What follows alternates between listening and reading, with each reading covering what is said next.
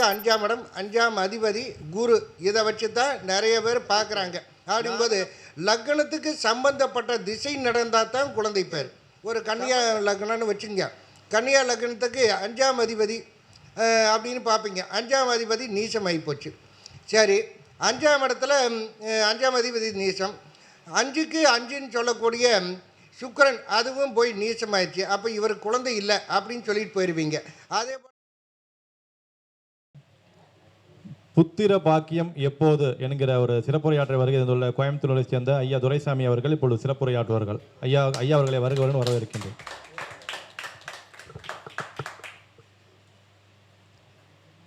வணக்கம், என் பேர் துரைசாமி. நான் கோயம்புத்தூர்லேருந்து வந்திருக்கேன். நான் ஜோதிடத்துறையில் ஒரு 20-25 வருஷமாக பயணம் பண்ணிகிட்ருக்கிறேன். இதில் என்னுடைய அனுபவ கருத்துக்களை இந்த கருத்தரங்கத்தில் நிறைய கருத்தரங்கத்தில் பேசுகிறோம். இருந்தாலும் அனுபவ கருத்துக்களை இது ஒவ்வொரு கருத்தரங்கமாக சொல்லிகிட்ருக்குறேன். இந்த கருத்தரங்கத்தை என்னைய வெளியே கொண்டு வர்றது யார் அப்படின்னா, எந்த ஜோதிடராக இருந்தாலும் சரி, எவ்வளோ பெரிய ஜாம்பவானாக இருந்தாலும் சரி, அதை கொண்டு வர்றது வெளியே உலகத்துக்கு காட்டி கொடுக்கறது யார் அப்படின்னா, இந்த மாதிரி எஸ்கே ஜோதிட துறையை சேர்ந்த இந்த மாதிரி சில கருத்தரங்க குழு தலைவர்கள். அவங்க பாதி தாங்க செய்கிறாங்க. மீதி பாதி யார் செய்கிறாங்கன்னா, இந்த மாதிரி கேமராமேனுக்கு தாங்க நம்மளை அவர் சொன்னார் ராகு அப்படின்னு சொன்னார்ல, ஒடுக்கு மூஞ்சியாக இருந்தாலும் அழகு மூஞ்சியாக்கி, கருப்பாக இருந்தாலும் கொஞ்சம் சிவப்பாக்கி வெளி உலகத்துக்கு காட்டி கொடுக்கறது யாருன்னா இந்த மாதிரி கேமராமேன்கள் தான். அவர் பேர் அன்பரசு.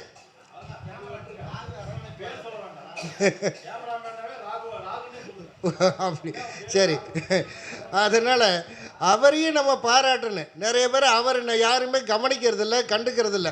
அந்த கருத்தரங்கத்து நிறுவன தலைவர்களை மட்டுமே நம்ம பார்க்குறோம். நான் அவங்களையும் நம்ம பார்க்கணும். அவங்களுக்கும் ஒரு வாழ்த்து நம்ம சொல்லணும். அவருக்கு ஒரு சால்வு கொண்டாந்துருக்கிறேன், அப்புறம் நான் போட்டு விட்றேன்.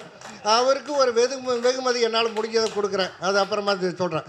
சரி, நான் எடுத்துக்கொண்ட தலைப்பு, அதாவது என்னுடைய தாய் தந்தையரையும் வணங்கி, நான் அன்றாடம் வணங்கும் சிவபெருமானையும் வணங்கி, இங்குள்ள ஜோதிடர்கள், ஜோதிட ஜாம்பவான்கள், ஜோதிட மாணவர்கள், ஜோதிட ஆர்வலர்கள் அனைவருக்கும் என்னுடைய முதல் கண் வணக்கத்தை தெரிவித்து கொண்டு என்னுடைய அனுபவ கருத்துக்களை இங்கு கூற வந்திருக்கிறேன்.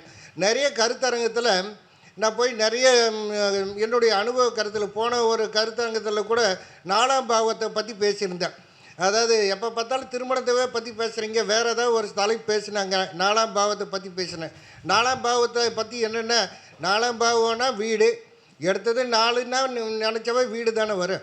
வீடு, வண்டி, வாகனம், தாயார், தந்தையின் ஆயுள் கண்டம், இது எல்லாம் இப்போ ஒரு தலைப்பாக நான் நிறைய பேர்த்துக்கு சொன்னேன். அதில் என்ன, 4ஆம் பாவத்தில் சொந்த வீடா, வாடகை வீடா, எந்த திசையில் வீடு, எந்த உங்கள் கிழக்கு மேற்கு வீதியா, அதே மாதிரி பதவி, அதே மாதிரி படிப்பு, இதையெல்லாம் 4ஆம் பாவத்தை பற்றி நிறைய விஷயத்தை நான் போன வாட்டி பேசினேன். ஆனால் இந்த வாட்டி எனக்கு இவங்க கொடுத்துருக்கிறது என்ன தலைப்புனா, குழந்தை பேர் அப்படின்னாங்க. இது என்னுடைய அனுபவ கருத்து தான். அதாவது குழந்தை பேர் அப்படின்னாவே என்ன பண்ணுறாங்க, நிறைய பேர் லக்னத்துக்கு 5ஆம் இடம், 5ஆம் அதிபதி குரு. இதை வச்சு தான் நிறைய பேர் பார்க்குறாங்க. நானும் அப்படித்தான் நிறைய ஆசிரியர்கிட்ட படித்தேன், நிறைய புத்தகங்கள் வாங்கி படித்தேன். ஆனால் எனக்கு அவ்வளோவா சரி வரல. ஏதோ 1-2 ஜாதகத்துக்கு வரும்போது தவிர, ஆனால் ஆணித்தரமாக ஒரு ரூல்ஸ்னால் எல்லாத்துக்குமே வரணும். அதுக்கு பேர் தான் கோல்டன் ரூல்ஸ் அப்படின்னு பேர் வச்சுக்கிறாங்க. அதுபோல் நம்மளும் கோல்டன் ரூல்ஸ்னு வச்சுக்குவோம். அது என்ன ரூல்ஸு அப்படின்னா, ஒருவருக்கு திசை புத்தி சம்பந்தப்பட்டு படும்போது தான் குழந்தை பேர். என்ன திசை நடக்கும்போது அவருக்கு குழந்தை பேர். அப்படிங்கும்போது லக்னத்துக்கு சம்பந்தப்பட்ட திசை நடந்தால் தான் குழந்தை பேர். சம்மந்தப்படலைன்னா குழந்தை பேர் இல்லை. பொதுவாக நீங்கள் என்ன பண்ணுவீங்க, ஒரு ஜாதக கட்டத்தை பார்த்து, உதாரணத்துக்கு ஒரு கன்னியா லக்னம்னு வச்சுங்க. கன்னியா லக்னத்துக்கு 5ஆம் அதிபதி அப்படின்னு பார்ப்பீங்க. 5ஆம் அதிபதி நீசமாகி போச்சு. சரி, 5ஆம் இடத்துல 5ஆம் அதிபதி நீசம். 5க்கு 5ன்னு சொல்லக்கூடிய சுக்கிரன் அதுவும் போய் நீசமாயிடுச்சு. அப்போ இவர் குழந்தை இல்லை அப்படின்னு சொல்லிட்டு போயிடுவீங்க. அதே போல் குருவும் 5லேயே இருக்குது அப்படின்னா காரகோ பாவக நஸ்தி, இவர் குழந்தை இல்லை அப்படின்னு சொல்லிடுவீங்க. ஆனால் அப்படி நம்ம எடுத்துக்கிறது இல்லை. அந்த திசை பற்றி சம்மந்தப்பட்டால் நடக்குது அப்படின்னு தான் நான் என்னுடைய அனுபவத்தில் எடுத்துக்கிறேன். அதனால் அதான் எளிமையாக நான் ரொம்ப நேரம் அதை எப்பவுமே ஒரு விளக்கமாக ஒரு ஜாதகம் போட்டு தான் ஒரு போர்டு போட்டு போர்டில் ஒரு 2 ஜாதகம் போட்டு தான் விளக்கம் தருவேன். இந்த மாதிரி விளக்கறதுக்கு இன்றைக்கி நேரம் இல்லை. ஏன்னா இன்றைக்கி நிறைய பேர் ஜோதிடர்களுக்குனால நிறைய பேர் பேச வேண்டியிருக்கு. அவங்க கருத்துக்களை வெளி உலகத்துக்கு சொல்ல வேண்டியிருக்குது. அதனால் எளிமையாக நான் சொல்லிட்டேன். சரி, அதுபோக அந்த திருமண காலத்துக்கு அதே மாதிரி ஏற்கனவே நான் நிறைய சொல்லியிருக்கேன்.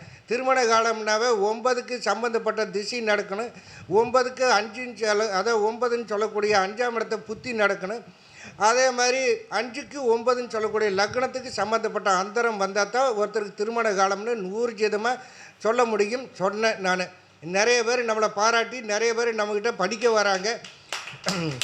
ஆனால் இந்த ரூல்ஸு இது வரைக்கும் எந்த ஒரு புத்தகத்திலையும் இல்லை, எந்த ஆசானும் சொல்லித்தரல. ஆனால் நான் சொல்லித்தரது 100% துல்லியமாக இருக்குதுன்னு நிறைய ஜோதிடர்கள் 20 வருஷம் பார்க்குற ஜோதிடர்கள் கூட உங்கள் ரூல்ஸ் அருமையாக இருக்குதுன்னு நம்மக்கிட்ட படிக்கிறதுக்கு நிறைய வராங்க. இதில் என்ன சொல்ல வரேன்னா, நான் நிறைய இடத்துல போய் வகுப்புகள் நடத்துகிறேன். அந்த வகுப்புகளில் நடத்தக்கூடிய வீடியோக்களை அப்படியே வீடியோ ஆடியோவாக எடுத்து வச்சு ஜோதிட ஆர்வம் உள்ளவங்களுக்கு அதையே நான் கொடுக்குறேன். அப்படி யாருக்காவது வேணும் அப்படின்னா என்னுடைய வீடியோவை ஒரு முறை நீங்கள் பார்த்தீங்கன்னாவே போது, திருமண காலம், குழந்தை பேர், அவங்களுக்கு சொந்த வீடுண்டா, அதை விட அவங்க கூட பிறந்தவங்க எத்தனை பேர், அதே மாதிரி வரப்போகிற கணவனோ இல்லை மனைவியோ அவங்க கூட பிறந்தவங்க எத்தனை பேர், எல்லாத்தையுமே அந்த வகுப்பில் நான் சொல்லித்தரேன். அதாவது துருவ கணிதமெல்லாம் கிடையாது. அதாவது அனுபவத்தில் நான் சொல்லித்தரேன். அதனால் ஆடியோ வீடியோ வேணுங்கிறவங்க என் நம்பருக்கு தொடர்பு கொண்டு ஜோதிட ஆர்வலர்களுக்கு தான் நான் சொல்லிகிட்ருக்கேன். அதை வாங்கி பயன்படுத்துங்க. ஒரு முறை நீங்கள் பயன்படுத்தி வாங்கி பார்த்தீங்கன்னாவே நிறைய புஸ்தகத்தை நீங்கள் ஒதுக்கி வச்சுருவீங்க. நான் தவற சொல்ல. அப்போ நிறைய ரூல்ஸ் உங்களுக்கு எளிமையாக புரிஞ்சிட்டு போகு. நான் ரொம்ப எளிமையாக சொல்லித்தர்றது. சரி, அதை விடுங்க. இப்போ அந்த குழந்தை பேருக்கு நீங்கள் நான் என்னை பொறுத்த வரைக்கும் 5ஆம் இடம், 5ஆம் அதிபதி, குரு, இதை தானே பார்ப்பாங்க. நான் அதெல்லாம் பார்க்குறதில்ல. அந்த திசை சம்மந்தப்பட்ட குழந்தை பேர் அப்படிங்கிறது மட்டும்தான். சரி, இதோட என்னுடைய கருத்தை நான் முடிச்சுக்கிறேன். அடுத்த கருத்தரங்களை தெளிவாக உங்களுக்கு சொல்லித்தரேன். எனக்கு பேச வாய்ப்பளித்த எஸ்கே ஜோதிட தலைவர்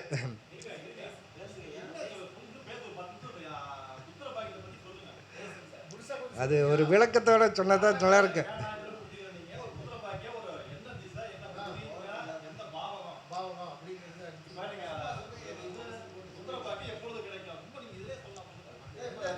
இல்லை, பரவாயில்ல, நம்மளுக்கு அந்த இன்ட்ரெஸ்ட் இல்லை. அது யாராவது நோட் பண்ணால் தான் நம்ம சொல்கிறக்காக. இல்லை, பரவாயில்ல, விடுங்க. அந்த பையில் ஒரு நோட்.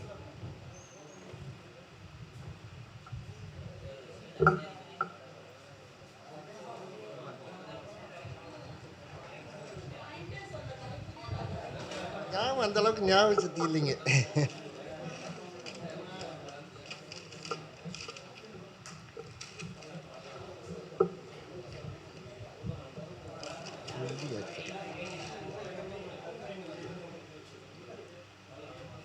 பாருங்க, உதாரணத்துக்கு ஒரு ஜாதகம் சொல்கிறேன். ஒரு ஆணின் ஜாதகம். இவருக்கு திருமண காலம் எப்படின்னா, அதாவது அவங்களோட பிறந்த தேதி, மாதம், வருஷத்தை சொல்கிறேன், நோட் பண்ணிக்கோங்க. 6/5/1986 பிறந்தவங்க. 5 மணிக்கு பிறந்தாங்க. PM மாலையில் பிறந்தாங்க.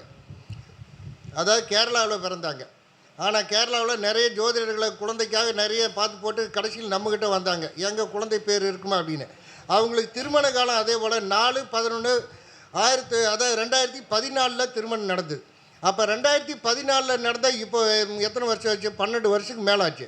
ஆனால் 12 வருஷமாகி கூட அவங்களுக்கு குழந்தை பேர் இல்லை. அது ஏன் குழந்தை பேர் இல்லை அப்படின்னு நம்ம நிறைய கருத்தரங்கத்தில் பேசுகிறதுனால நம்மக்கிட்ட குழந்தை பேருக்கு பற்றி கேட்டாங்க. அவங்க கன்னியா லக்னம், அதான் கிரகங்களை சொல்கிறேன், நீங்கள் வேணால் நோட் பண்ணிக்க. கன்னியா லக்னம், 2ல் கேது, 3ல் சனி பகவான், 4ல் செவ்வாய், 5 காலியாக இருக்குது. 6ஆம் இடத்துல குரு, 7ல் சந்திரன், 8ல் சூரியன், புதன், ராகு, 9ல் சுக்கிரன். இப்போ இவங்க பிறக்கும்போது புதன் திசை 6 வருஷம் 4 மாதம். ஆனால் இப்போ சுக்கிர திசை நடக்குது. இவங்களுக்கு திருமண காலம் நடக்கும்போது அந்த எழுதி வைக்கலையா? சரி, பரவாயில்ல. அதாவது திருமணம் நடந்து 14 வருஷமாக குழந்தை இல்லை. இப்போ சுக்கிர திசையில் தான் அவங்களுக்கு திருமணம் நடந்தது. அப்போ நம்ம திருமண காலத்தை நம்ம விதி நம்ம சொல்லுவோம் 9ல் சுக்கிரன் இருக்குது, அதனால சுக்கிர திசையில் திருமணத்தை கொடுத்தது. ஆனால் அந்த சுக்கிர திசையில் நடந்தாலுமே அந்த சுக்கிரன் என்ன சாரம் வாங்கியிருக்கு, சந்திரன் சாரம் வாங்கியிருக்குது. நம்ம விதி படி 5ஆம் இடத்துக்கு தொடர்பு பெற, அதாவது லக்னத்துக்கு சுக்கிரன் தொடர்பு பெறவில்லை. அதாவது லக்னாதிபதியை பார்க்கல. ஏன்னா லக்னாதிபதிங்கிற புதன் போய் 8ல் உட்காந்துருக்கு சூரியனோட அஸ்தங்கமாகி. ஆனால் 9ல் உள்ள சுக்கிரன், அந்த புதன் வந்து சுக்கிரனுக்கு 12ஆம் இடத்துல இருக்குது. அதனால் அந்த 9ஆம் அதிபதி, அதாவது லக்னாதிபதியான புதனையும் பார்க்கல, அந்த லக்னத்தையும் அந்த சுக்கிரன் பார்க்கல, எந்த விதத்தை தொடர்பும் இல்லை. அதனால் சுக்கிர திசையில் அவருக்கு குழந்தை பேர் இல்லை. நம்ம ஒரே வார்த்தையில் நம்ம பார்த்ததும் அப்போ சம்பந்தப்படலை, குழந்தை இல்லை அப்படின்ட்டு போயிடலாம். சரி, சுக்கிரனுக்கு அடுத்து சூரிய திசை வரும். அந்த சூரிய திசையில் ஏதாவது குழந்தை பேர் கொடுக்குமா அப்படின்னு பார்த்தா அந்த சூரியன் லக்னத்துக்கு 8ல் இருக்குது. 8ல் இருந்தாலும் லக்னத்தை பார்க்காது. அப்போ சூரிய திசையிலே குழந்தை இருக்காதுல்ல அப்படின்னு சொல்லிடலாமா? சரி, அதுக்கடுத்து சந்திர திசையில் சந்திரன் 7ஆம் இடத்துலேருந்து லக்னத்தை பார்க்கும். அப்போ சந்திர திசையில் குழந்தை பேர் உண்டு அப்படின்னு நம்ம சொல்லலாம். ஆனால் சொல்லலான்னா அவர் பிறந்தது 86, நீங்கள் கணக்கு போட்டுங்க. 86ங்கும் போது இப்போ சுக்கிரன் முடியும் போது 33, அதுக்கடுத்தது செவ்வாய் ஒரு அதை சுக்கிரன் கிடந்து சூரியன் ஒரு 6, 33, 39 ஆச்சு. 39 வயசு, 40 வயசு, 40 வயசுக்கு மேலே அவருக்கு குழந்தை பேர் நம்ம ஏற்பாடு பண்ணி தர முடியுமா? இருந்தாலும் அந்த சந்திரனும் பாதகத்தில் இருக்குது. நம்ம என்ன நிறைய ரூல் சொல்லியிருப்போம், நிறைய பேர் 6, 8, 12 மட்டும் ஆகாச வழி இடங்கள் அப்படின்னு நம்ம சொல்லுவோம். ஆனால் நான் என்ன சொல்கிறேன், பாதகம் அஸ்தங்கம் அடையக்கூடாது, திதிசூனியம் அடையக்கூடாது, ஒரு திசாநாதனோ புத்திநாதனோ அடையக்கூடாது. அதே மாதிரி அந்த திதிசூனியம் அடைஞ்சால் கூட போராடி கிடச்சிரும். ஆனால் பாதகத்துலேயோ அஸ்தங்கத்திலேயோ இருந்து திசை நடத்தால் அது சரியாக வராது அப்படிங்கிறது.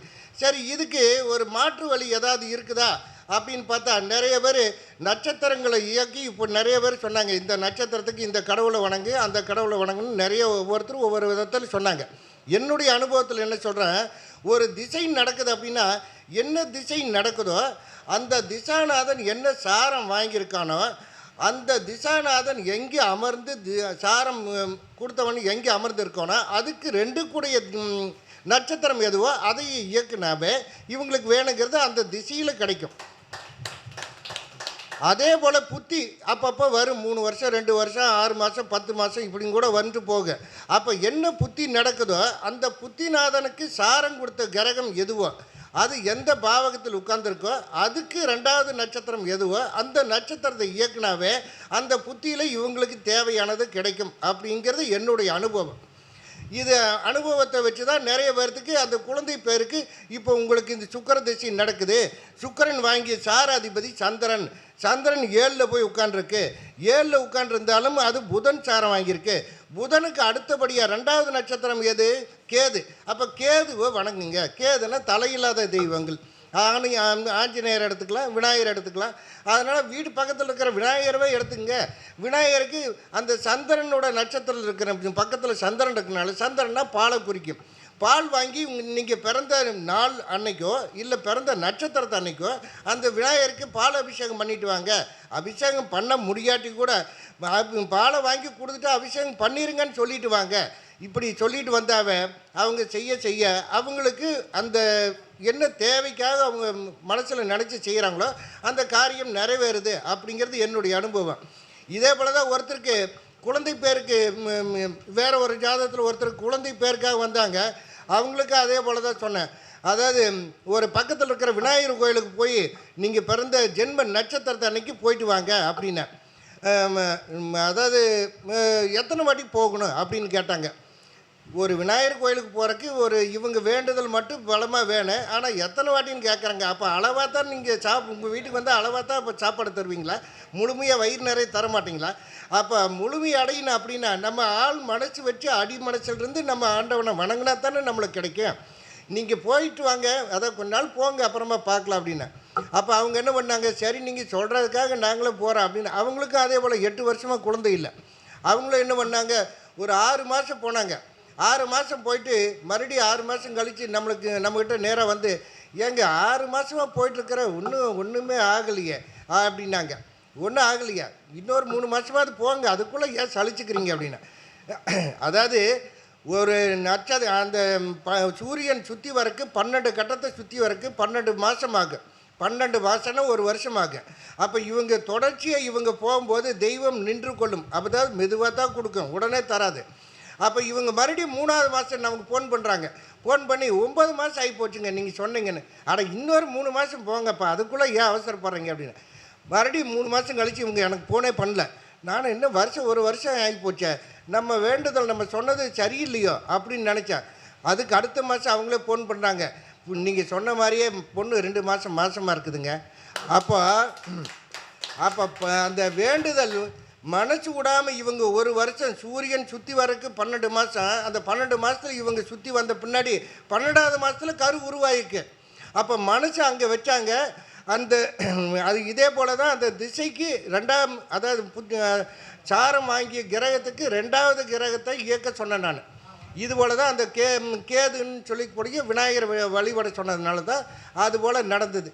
இப்படித்தான் நம்ம ஒவ்வொரு இயக்கத்தையும் மற்றவங்களுக்கு எப்படி சொல்கிறேன்னா, அந்த திசாநாதனோ புத்திநாதனோ அது வாங்கி சார அதிபதிக்கு அடுத்த நட்சத்திரம் எதுவோ அந்த நட்சத்திரம் இயக்குங்க, உங்களுக்கு தேவையானது கிடைக்கும் அப்படின்னு சொல்லி நான் இது போல் சில வழிமுறைகளை நான் மற்றவங்களுக்கு சொல்லி கொடுத்துட்ருக்குறேன்.